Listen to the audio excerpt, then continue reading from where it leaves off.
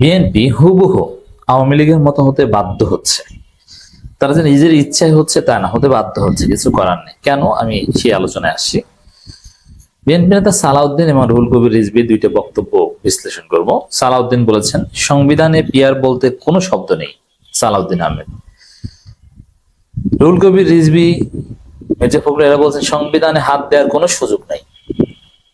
এর মানে আওয়ামী মুজিববাদী ৭২ সংবিধানের পক্ষে এইভাবে নোংরা ভাবে লজ্জা শরমের মাথা খেয়ে দালালি করতে হচ্ছে, এর চাইতে লজ্জার তো কিছু নেই।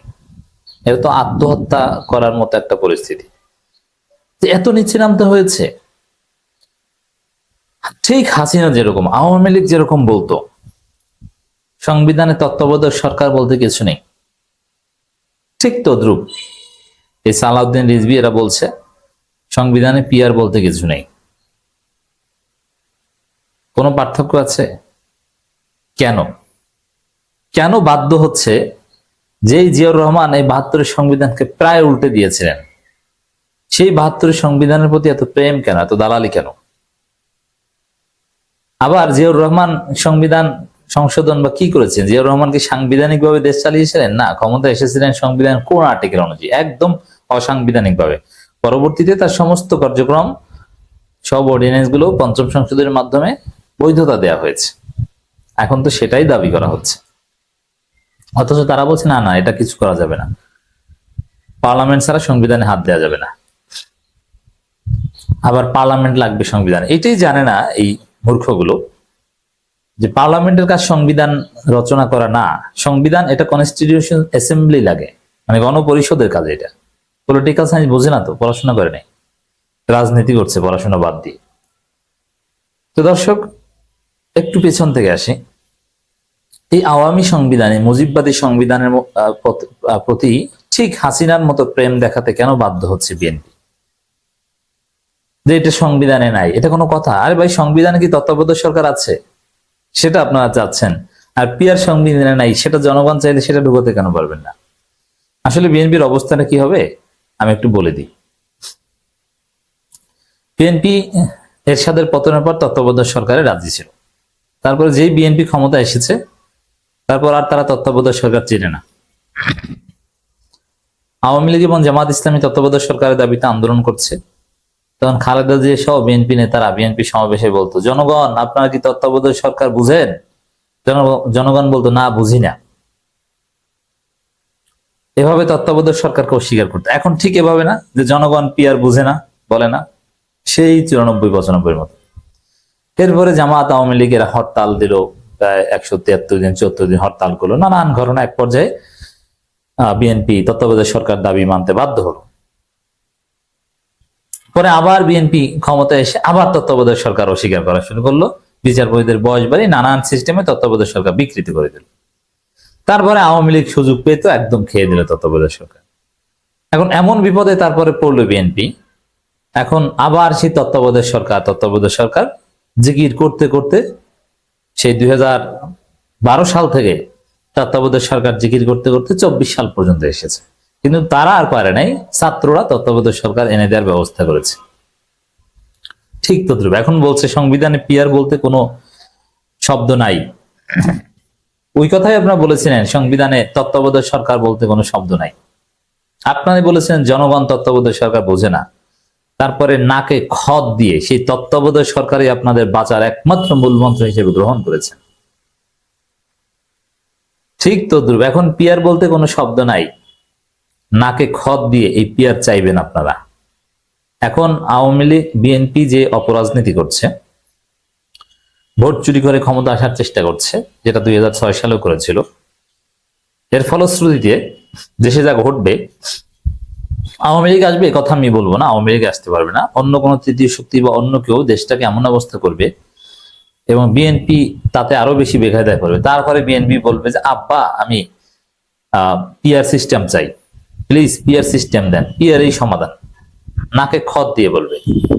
তত্ত্বাবধায়ক সরকারের ক্ষেত্রে যেরকম সেই ৯৪-৯৫ সালে তত্ত্বাবধায়ক সরকার চিনি না, জনগণ বুঝে না বলে ১২ সাল থেকে আবার তত্ত্বাবধায়ক সরকারকে আব্বা ডাকা শুরু করেছে, ওই রকম দেখবেন এরা পিয়ার সিস্টেমকে সামনে আবার আব্বা ডাকা শুরু করবে। আর এখন হাসিনার মতো কেন বলছে? হাসিনার উদ্দেশ্য যা, বিএনপির উদ্দেশ্য তা। হাসিনার উদ্দেশ্য ছিল এই সংবিধানে এটা নাই সেটা নাই এটা বলে কারচুপি করে ক্ষমতা আসা। বিএনপির উদ্দেশ্য হচ্ছে এটা, সংবিধানে এটা নাই সেটা নাই এটা বলে কারচুপি করে ক্ষমতায় আসা।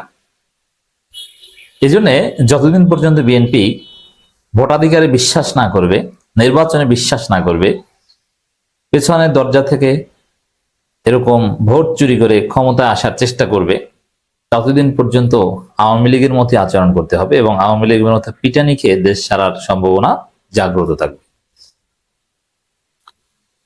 সুষ্ঠু নির্বাচন নিয়ে এখনো নাকি সংশয় রয়েছে রুহুল কবির রিজভীর। বিএনপি স্থায়ী কমিটির সদস্য সালাউদ্দিন আহমেদ বলেছেন, ভোটারদের প্রত্যক্ষ ভোটের মাধ্যমে প্রতিটি সংসদ এলাকায় নির্বাচন হবে।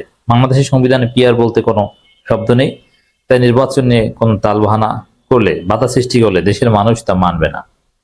এরকম ওবায়দুল কাদের, শেখ হাসিনা এরা বলতেন। তত্ত্বাবধায়ক সরকার বলতে সংবিধানে কিছু নাই। দলীয় সরকারের অধীনে, নির্বাচন কমিশনের অধীনে সংবিধান অনুযায়ী সুষ্ঠু নির্বাচন হবে। মনে আছে? যারা ভুলে গেছেন সে ওবায়দুল কাদের এবং শেখ হাসিনাদের কথা আমি স্মরণ করিয়ে দিলাম। ঠিক এইভাবেই বলতো, যথা সময়ে নির্বাচন কমিশনের অধীনে সুষ্ঠু নির্বাচন হবে এবং এটা বানচাল করা কোনো ষড়যন্ত্র জনগণ মেনে নেবে না। তার মানে another Awami League is BNP, another Obaidul Quader is এই সালাউদ্দিন আহমেদ। সালাউদ্দিন বলেন, ভোটের অধিকার ফিরিয়ে আনার জন্য আমরা রক্ত দিয়েছি। আপনারা রক্ত দিয়েছেন, রাইট, আমি স্বীকার করি, অনেক নির্যাতনের শিকার হয়েছেন, কিন্তু সেই আন্দোলন সফল হয়নি। ভোটাধিকার ফিরিয়ে আনার যে আন্দোলন, সে আন্দোলন সফল হয়নি। বিএনপি জামাতের 15 বছরের আন্দোলন সফল হয়নি। ভোটাধিকার ফিরিয়ে পাওয়ার অবস্থা তৈরি হয়েছে ছাত্র জনতার আন্দোলনের ফলে, যে আন্দোলনের সাথে ভোটাধিকারের কোনো সম্পর্ক ছিল না। এমনকি বিএনপির লোকজন যারা 1 জুলাই থেকে 36 জুলাই পর্যন্ত আন্দোলন করেছে, তারা কেউ ভোটাধিকার, নির্বাচন এগুলো বলে নাই। অতএব আমাদের যে জুলাই বিপ্লবের ফলে আজকে ভোটাধিকারের প্রশ্ন এসেছে, সুষ্ঠু নির্বাচনের সম্ভাবনা তৈরি হয়েছে, সে জুলাই বিপ্লবটা ভোটাধিকারের সাথে মোটেও সম্পর্কিত না এবং গত 15 বছর বিএনপি জামাতের আন্দোলনের সাথে কোনো সম্পর্ক নেই। সম্পূর্ণ আলাদা প্রেক্ষাপটে তৈরি হয়েছে, এই জন্য নায়কও আলাদা। এই জন্যই বিএনপির স্টেক নেই, যার ফলে বিএনপি এখন এই জুলাইকে মুছে দিতে চায় যে জুলাইতে কিছু ঘটে নাই। জুলাইতে কিছু ঘটে নাই মানে কি? সংবিধানে হাত দেওয়া যাবে না। জুলাইতে বিপ্লব হলে তো সংবিধানে হাত দেওয়া যেত। জুলাইতে কিছু ঘটে নাই, এটাই তো ফজলুর মাধ্যমে বলিয়েছে বিএনপি দীর্ঘদিন। জুলাই কিচ্ছু না, ওটা যা ঘটেছে জামাত শিবির করেছে। আসলে জুলাই কোনো বিপ্লব বা অভ্যুত্থান কিছু হয়নি। আবার বলছে মব ভায়োলেন্স, মব ভায়োলেন্স। এই মব ভায়োলেন্সের অর্থ কি? এটারও একটা অর্থ হচ্ছে যে জুলাইতে কিছু ঘটে নাই। তো দর্শক, যেহেতু কারচুপি করে ক্ষমতা আসতে চাচ্ছে বিএনপি, এজন্য তারা এখন আওয়ামী লীগের মতো করে সংবিধানে দোহাই দিচ্ছে এবং শেখ হাসিনা ওবায়দুল কাদেরের সুরে কথা বলছে, কিন্তু কোনো লাভ হবে না।